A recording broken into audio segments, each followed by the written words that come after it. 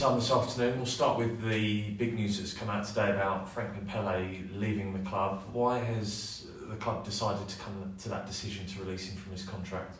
Well, the obvious one is you need to speak to Richie. I think it's an example of obviously it's got to be right for the player, it's got to be right for the club. It probably highlights, sometimes your recruits, you don't get the right ones in and it doesn't fit for everyone. That just because they play in a different country, the game's different, obviously another side of the world, it's all got to fit. I think it's, that's not dodging where we think, well, we hoped a bit more from Frank, and I'm sure he hoped to settle quicker, but he's not. And I think sometimes you have to get to a point where from every party, no one's happy with the situation and you come to an agreement. Why do you think it's not worked out for Franklin specifically in this case? Oh, I think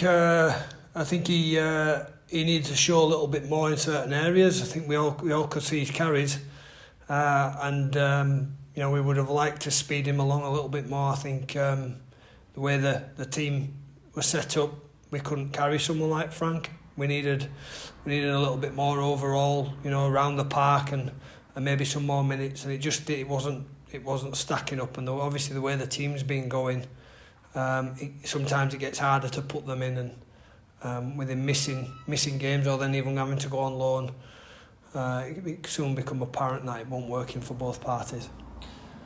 Depending on where he goes to next, where do you feel he perhaps needs to make improvements himself, either if he stays here in England or goes back home?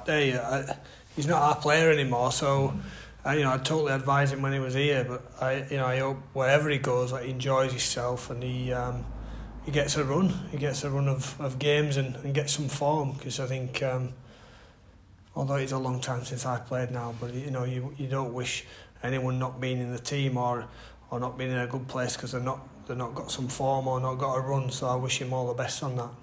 How much does this instance prove the fact that the club really needs to sort out its recruitment from overseas and get that nailed down, particularly with the 2 quota spots that are still available now? Yeah, we know it's important, but like I said, it's not an exact science, and it's not, unless you're able to spend a hell of a lot of money and you're going for the top Australian players, everything's a bit of a gamble. And Richard's in that job now. I'm sure he's doing his own work to whoever they bring in. That hopefully you give yourself more of a chance for him to settle in, to settle to the city, settle into the surroundings, and settle into the type of game over here. So that's something that Richie will be focusing on. Just in terms of someone else who's brought in during the off-season, Jayden Ockenbaugh had his loan extended at Bradford Bulls last week. What kind of future do you see for him at the club at the moment? Well, it's certainly not my decision to make those. At the moment, he's playing with Bradford, and he comes back to train with us early in the week, and we've no issue with that. He's good at what he's doing, so it's not for me to decide those sort of things. I am very much a substitute today, and I don't really know. I'd encourage him to just keep working on his game. It's everyone, and whether that you have to go and play at Bradford for a little while to make yourself an option in here, be a standout for Bradford, and hopefully it kicks it back in here. But again, it's not my decision. Players coming in. Jed Cartwright has arrived this week. How's he settled in so far? Yeah, one session, so he's obviously a little bit of jet lag, so we've not seen the best of him just yet, but obviously we'll look after him that way. But yeah, he's had a good couple of days with us now, and I think he's obviously just trying to get his sleep right and get into training and settle in. How do you rate his chance of maybe being involved at the weekend, given he's battling with those issues of jet lag, as you say?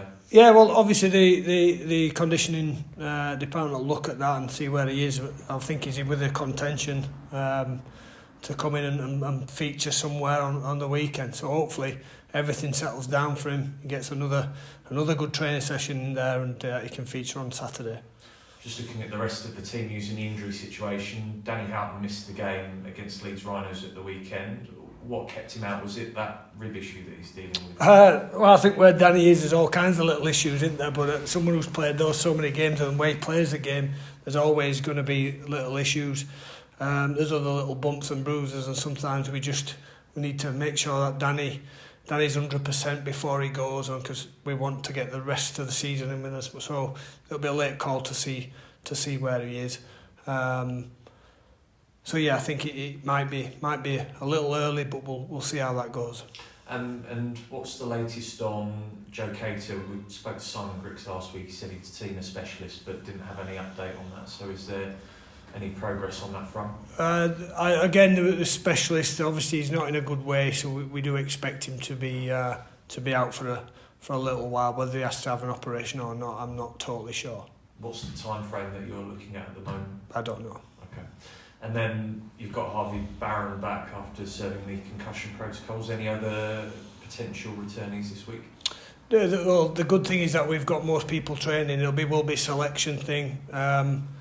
It's starting to hot up a bit. It's good that we got a win. I think Moy played really well, but Jack Walker played really well in the reserve, so that's starting to hot up, and I think it's bringing the best out of both players. So we're hoping there's another handful of players in other positions who are now doing the same thing. So I think it's not so much people being out, but it's more people that are picking up form who are now putting pressure on people who either had the shirt last week or the week before, and that may change where we go.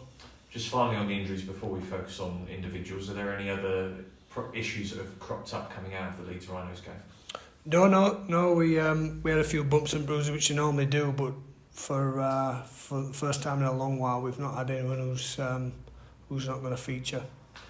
Someone who stepped up to the plate at the weekend was Deneve Boundforth. Spoke to Simon Griggs when he went out on loan to Swinton Lions, and he was speaking about the fact that the penny needs to drop at some stage for Deneve. Do you think that has started following his performance at the weekend? I hope so. I think Deneve showed some great glimpses. I think he's got a lot of improvement his game needed, and he knows that. And this is not just Deneve, this is any young lad when to come in and do it and have a decent game. This is the time to push on and work even harder. And I think that's important, that one, you're able to back it up, but you're always trying to improve. And I think there's no shock for us. We can see the glimpses of what he does. It's just tying it all together. And that's the challenge for every player, really. But that's how you become a senior player, and you get to play every week. Of course, this will be something that Richie Myler will handle, but Deneve is off contract at the end of the year. What does he need to do to get a new deal for next season and beyond? Well, like you said, Richie will take care of that, but it doesn't matter who you are. It's consistency and being able to show that you can handle to play at that level. That's what it's about.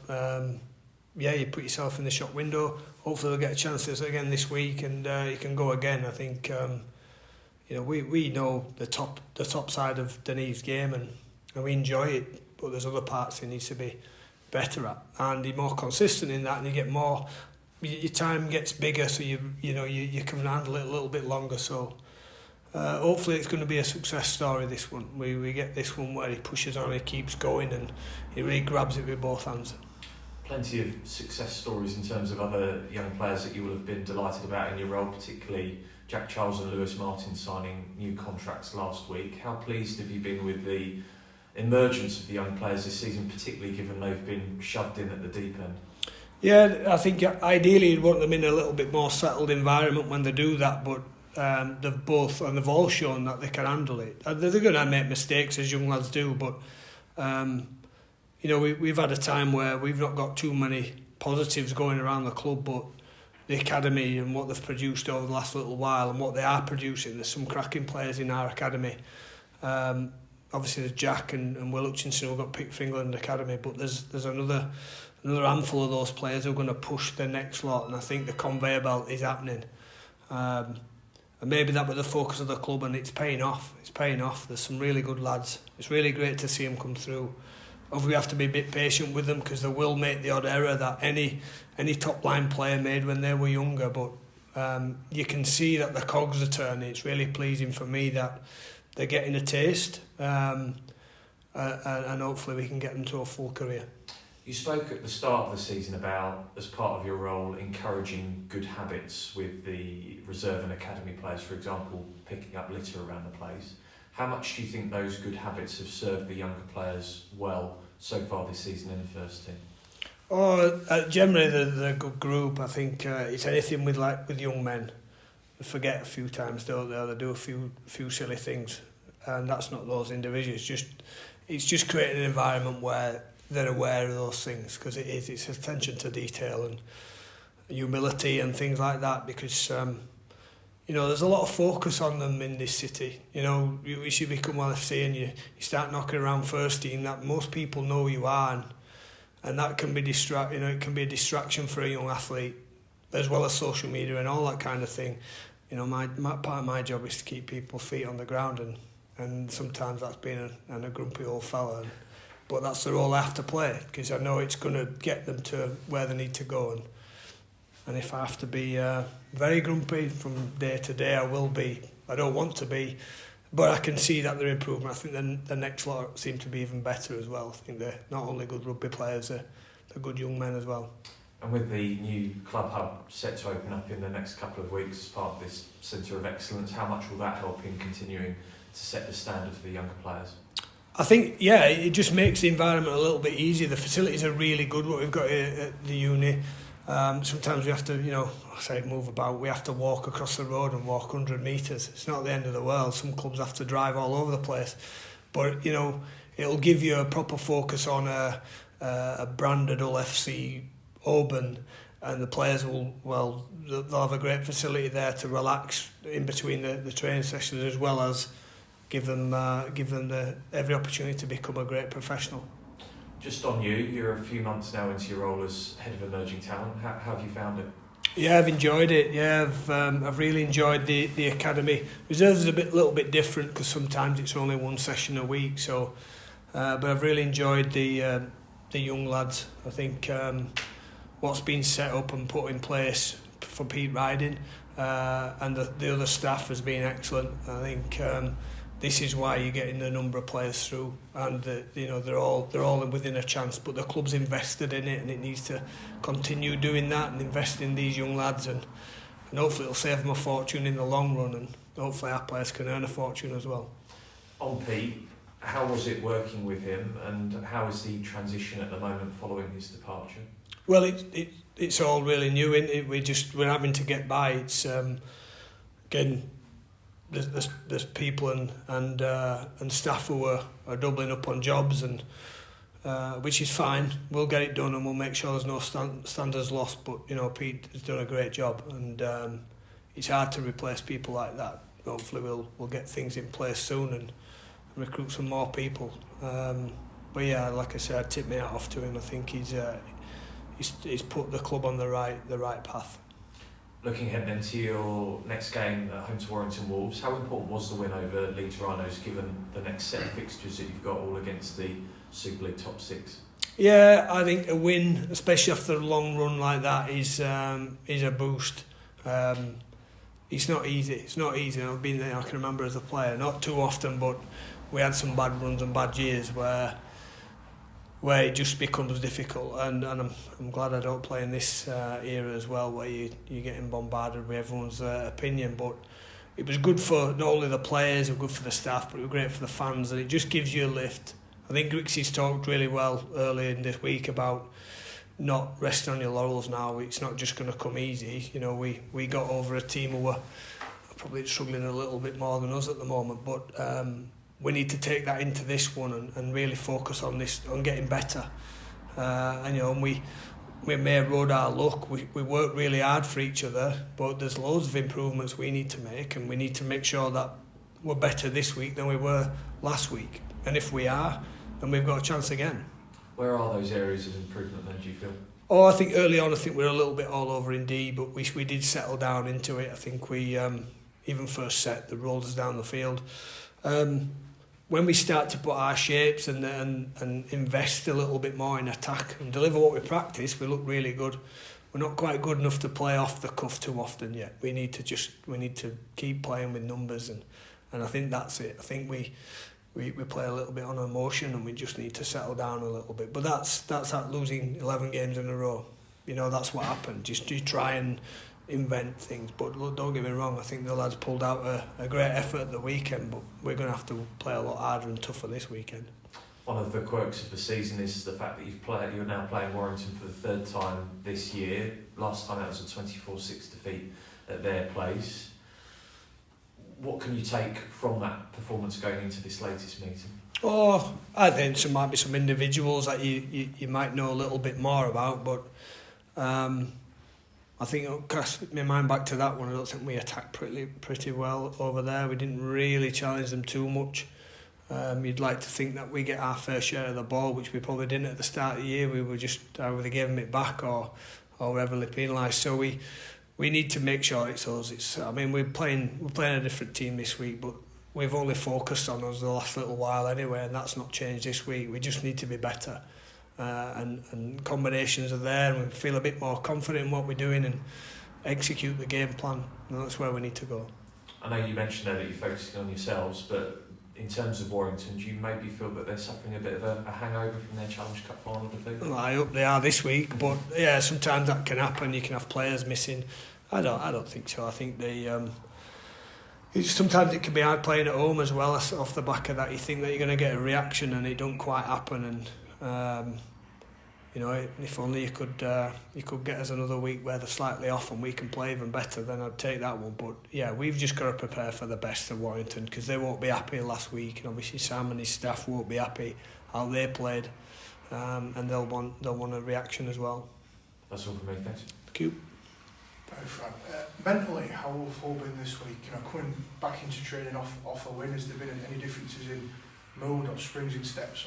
There's certainly been a few more smiles and cracking jokes, because it's not easy on a Monday morning when you've lost again, thinking, I'm gonna crack in jokes. So it's been a little bit, and they should do as well. They should walk in that way, because there's nothing like a win.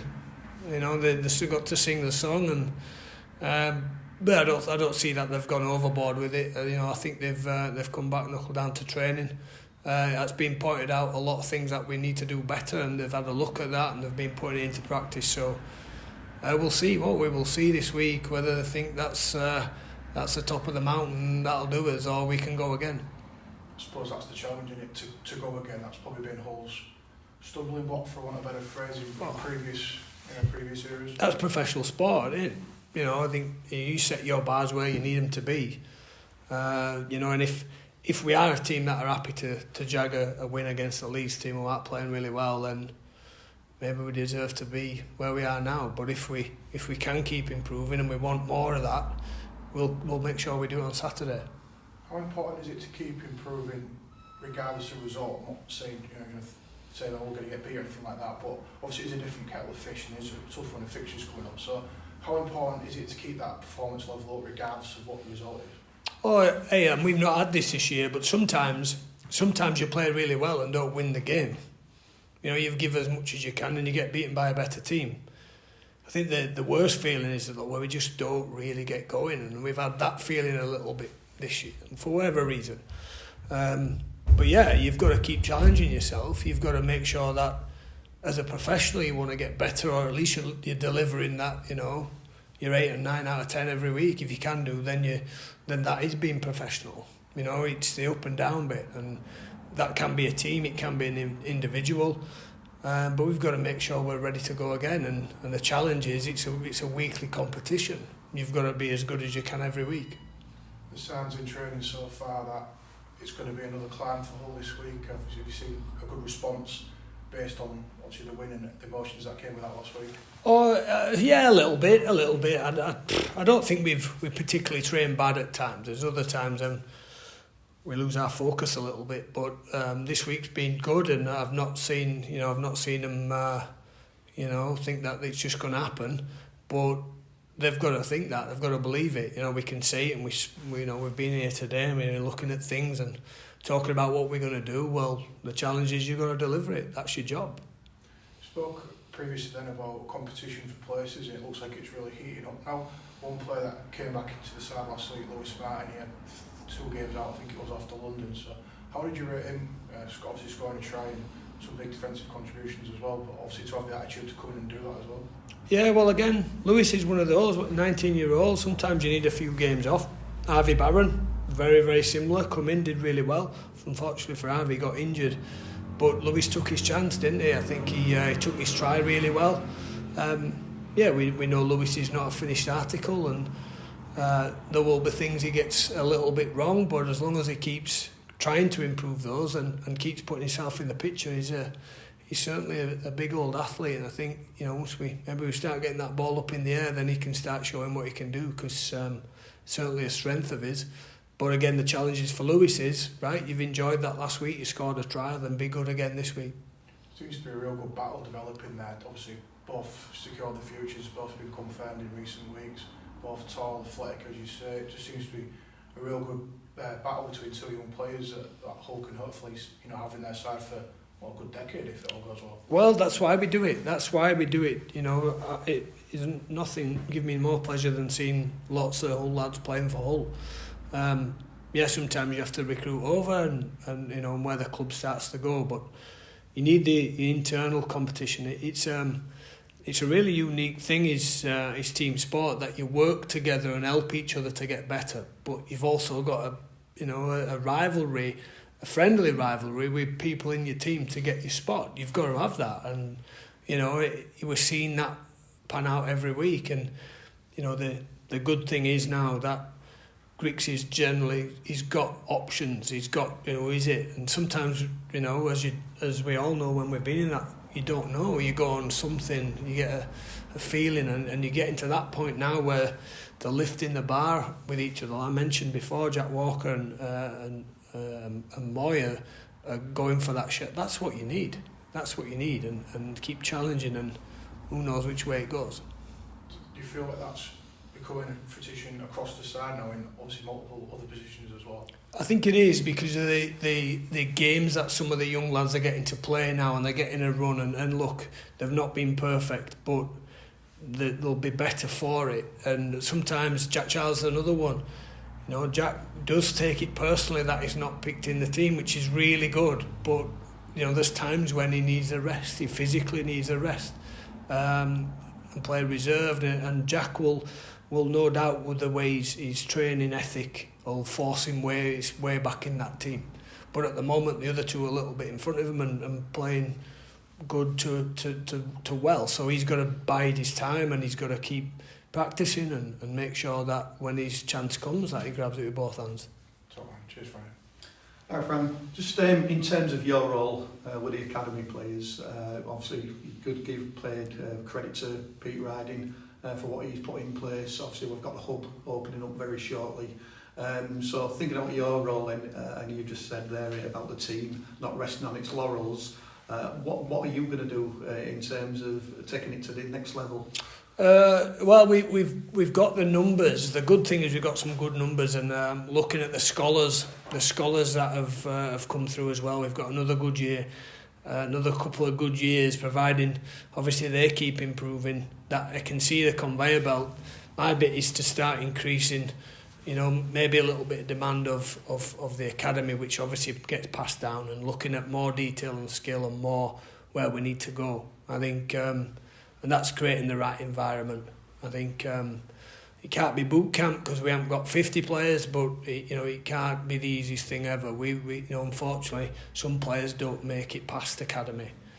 But my job is to make sure that they've give everything they've got, and if they can't achieve and they can't move up, then we shake them by the hand. And what a great achievement they've done. They've taken themselves as far as they can with the talent. It's the ones that have probably more talent, and we haven't got too many of those, because those talent ones really work hard.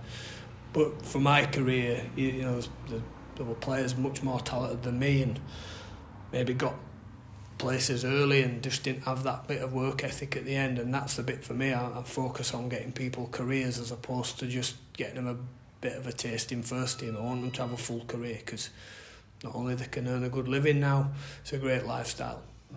And obviously the young lads that have come through, especially this season, what sort of conversations do you and Simon have around promoting some of them people?